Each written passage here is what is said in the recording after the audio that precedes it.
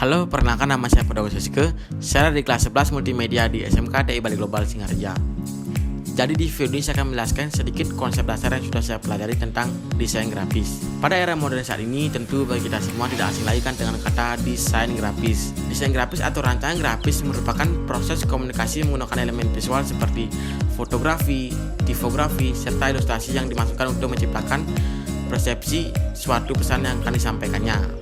Orang yang berprofesional di bidang desain grafis biasanya disebutkan sebagai desainer grafis. Untuk membuat desain grafis, ada konsep dan tahapannya. Selain itu, kita juga harus tahu tentang dasar desain grafis, contohnya seperti resolusi, warna, gambar bitmap, dan gambar vektor. Yang pertama, saya akan menjelaskan tentang warna. Warna dapat didefinisikan secara objektif dan fisik sebagai sifat cahaya yang dipancarkan, atau secara subjektif dan psikologis merupakan bagian dari pengalaman indera penglihatan.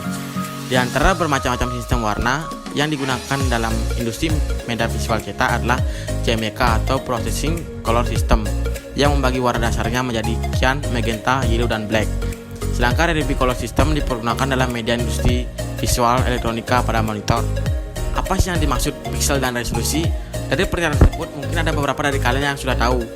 Kalau untuk fotografi dan gambar desain grafis, gambar akan terlihat jelas. Nah, jadi pixel adalah sebuah unsur gambar atau persepsi titik-titik terkecil dalam sebuah gambar yang dihitung per inch dan akan terlihat di mata sebuah unsur tersebut membentuk kotak kecil. Pixel sendiri berasal dari akronim bahasa Inggris atau pixel elemen yang disingkat menjadi pixel.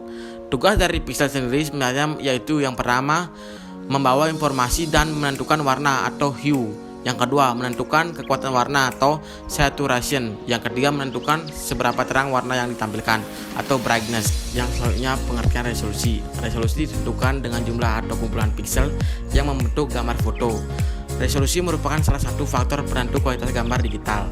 Sebab resolusi berbanding lurus dengan kualitas gambar. Contohnya seperti ini. Semakin tinggi resolusi, maka semakin bagus kualitas gambar.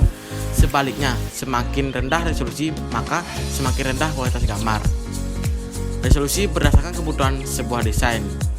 Yang pertama, untuk offset atau printing bisa menggunakan resolusi 300 dpi.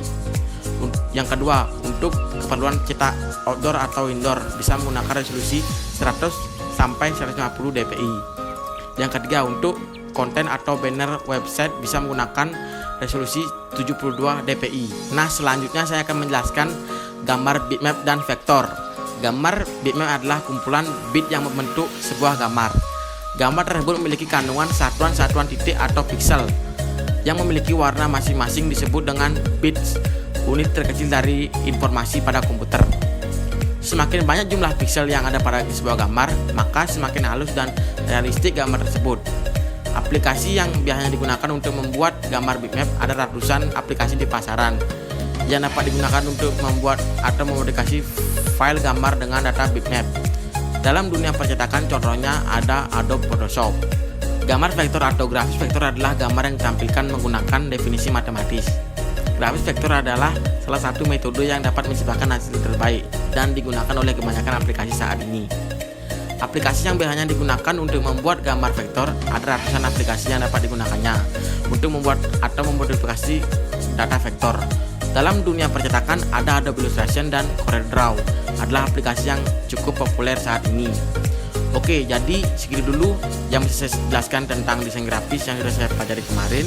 Bagi kalian yang mau bertanya, silahkan komen di kolom komentar. Oke.